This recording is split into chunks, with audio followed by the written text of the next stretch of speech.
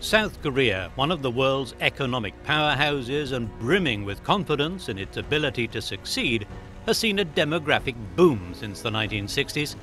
It's transformed the capital, Seoul, into a huge metropolis whose young population have total familiarity with the most advanced technology, and it's had a massive influence on other countries in the region.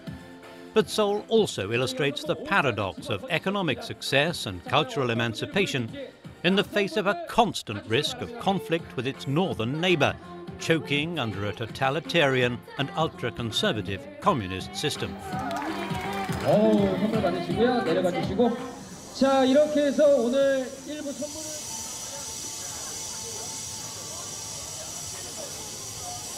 The region bore historic witness to the conflicts that erupted after World War II as the two victors, the United States and the USSR, tried to outface each other. The two Cold War superpowers backed different sides in the Korean War, but despite the eventual fall of the Berlin Wall, Korea still carries the unhealing scars of the East-West conflict.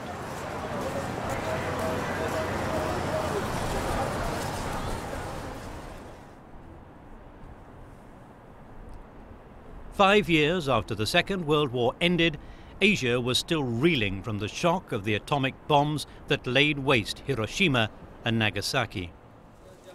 The two superpowers emerged strengthened by the conflict and sought to impose their control in different regions of the world. The continuing tensions between the United States and her allies on the one hand, and the Soviet Union and her satellite countries on the other, was played out in terms of influence building around the world. Korea was the perfect example and became one of the first major proxy wars fought by the two power blocs. Although confined to one Asian peninsula, the Korean War had worldwide repercussions. For example, it led to general rearmament and to the decision by West Germany to join NATO. The war in Korea was thought to demonstrate the risk of communism spreading across the globe.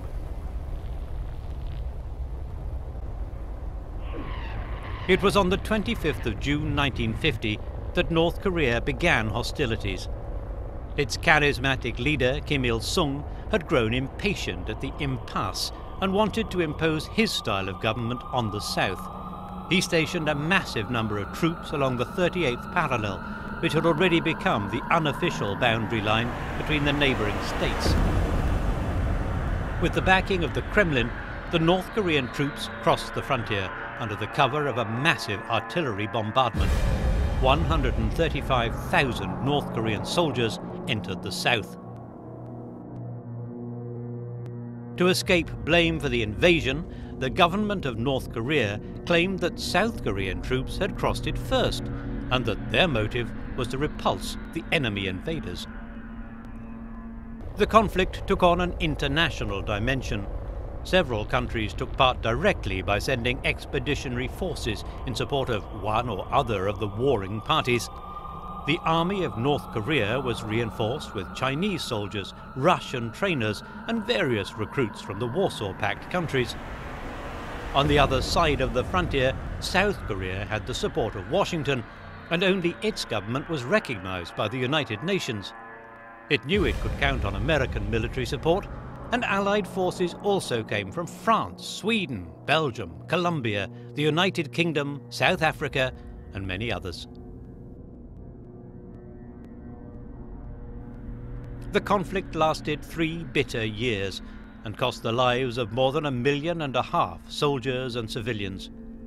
On the 27th of July 1953, a ceasefire was signed, but it didn't end the hatred and the rivalry between the two Koreas, far from it.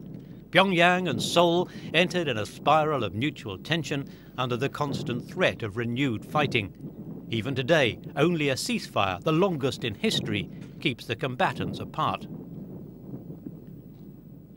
Ever since 1953, Korea has been a country divided. The two, ethnically and historically linked, have followed radically different paths since then.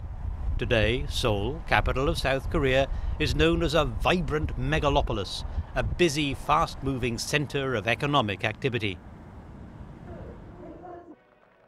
South Korea has used the years since the ceasefire was signed to build a democratic system and to root out corruption. On several occasions, the people took to the streets to demonstrate their opposition to various government policies and to demand respect for their human and civil rights. But the economic miracle came at a heavy price.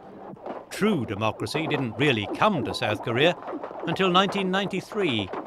Up until then, the country was ruled by a succession of dictatorial regimes that resisted and suppressed the democratic aspirations of the Korean people. Despite civil resistance and civil revolt, South Korea succeeded in modernizing its economy and managed to make a stunning entry into the global economy. After a period of spectacular growth, South Korea is now classed as one of the world's leading economic powers.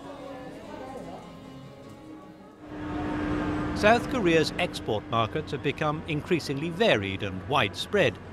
Goods that mainly went to the American market at first are now exported to a variety of countries like China, Japan, and the European Union. South Korea's economy is an open market, and its gross domestic product, just like its individual purchasing power, is one of the 12 highest in the world. In view of its trading figures, South Korea counts among that group of countries known as the Asian Dragons, symbolizing the economic dynamism of the whole region and its important place on the international scene. In just 50 years, the country has seen an incredibly fast expansion and integration into the world economy. In 1960, its GDP per person was comparable with that of some of the least developed economies of Africa and Asia, at around $260 per person. Today, that figure is more than 10 times as high as North Korea's. In 2010, it rose to $20,165 per person, while North Korea was in 49th place in world rankings with just $1,745, well short of China with $4,283.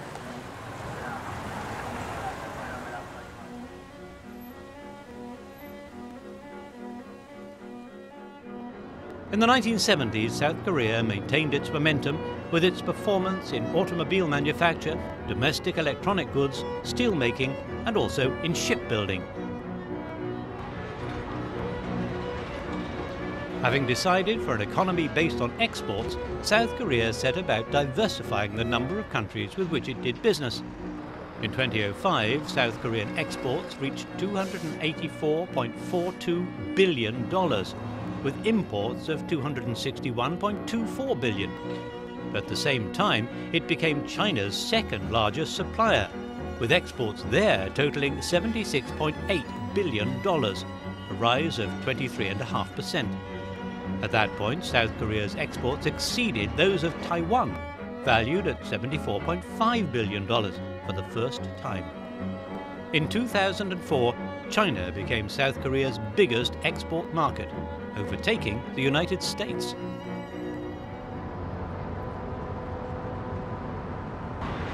Seoul tried to use its economic success to build bridges with the North by increasing commercial links in the hopes of eventual reunification. By the beginning of 2006, 15 South Korean businesses had been set up in Kaesong in North Korea, employing 7,000 North Koreans. But South Korea also confirmed its leading place among the G20 group of industrialized nations. It promised the group a summit in 2010. For the first time, a top-level meeting was held in a country that was not also a member of G8, proof of the high international reputation of South Korea and its thriving economy. The country had never before seen such a parade of leaders from the world's most economically powerful states, incontrovertible evidence of South Korea's place in world economic affairs.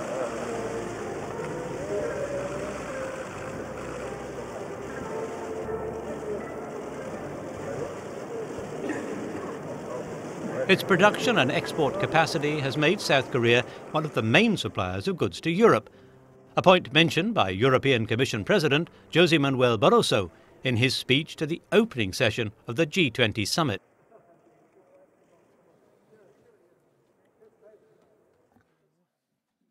Korea and the European Union are strategic partners and like-minded friends. I want to thank President Lee and all citizens of this country for hosting this summit. The G20 summit will be the first summit hosted by an Asian nation, non-G8 country.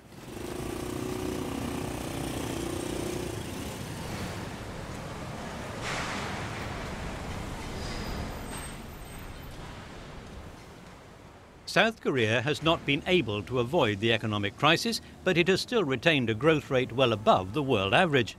The various economic indicators quickly improved. Growth, which had tumbled, was restored and has kept the country among the leading global economic powers.